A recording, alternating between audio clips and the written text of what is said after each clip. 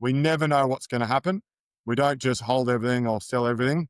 We allocate some to all three, but we might just put more grain into the hedging bucket. We might sell more at harvest time in a drought because typically prices fall in a drought harvest and things like that where we can lean on some levers, but we want to diversify what we do. It's a bit of probably a commitment to your plan of what it is as an individual. If you want to sort of sell it at harvest time, you think it's going to be a good price, and then committing to that rather than sort of hesitation around what's going to happen. And then if you've got a good plan, good storage solution for carrying it through to the new year, that will probably come in as well. Yeah, perfect. So, I mean, if you're sitting on farm, you've got on farm storage, and you take some into town, the on farm storage, if you've got it there, can be very useful. Going into town obviously has its huge benefits. Most people will utilize some sort of bulk handling system, but yeah, if you have it on farm, again, you can access and deliver domestic homes, which are really great. You've got all these sort of options available to you, but you've just got to diversify what you're doing. So you might come up with a plan that says, look, I've got 1,000 tons in the local site. I've got 1,000 tons on farm. Okay, well, I'm going to sell 50% of my grain because I'm quite happy with the price. That's going to leave me with 50%.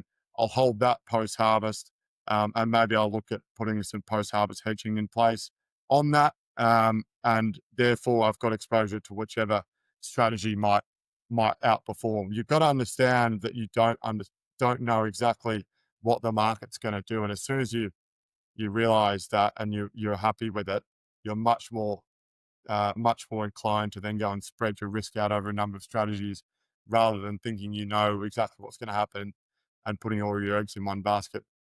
Yeah, so committing to that plan doesn't usually pay off, committing all your eggs to one basket. It doesn't pay off. We've got the data. It just does not. What we see most of the time is someone sells it all at harvest time. That may have been the best bucket and they think that's wonderful. And they come to harvest the next year and they do the same thing to just see prices go through the moon and they don't have any exposure to that. So you've got to have some rigidity and some discipline in your plan, but it has to involve some diversification because over the long run, if you do not have exposure to a number of different buckets and you keep running from one side of the boat to the other, we've got the data because we've got a couple of decades of experience in this.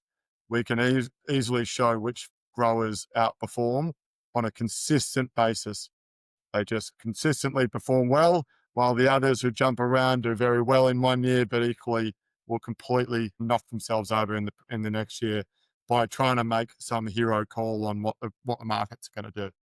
Yeah, I think that's a great way to look at it, and also probably for this episode, we'll chuck a disclaimer in there about not being advised, just talking about what's going on, your experience, and everything, because I think that's so important. And then there can be a bit of risk in it for the farmers, especially if they don't do their own research or check out what's going on for themselves. Some tools in our war chest that we can put to use with market check. You talked about hedging.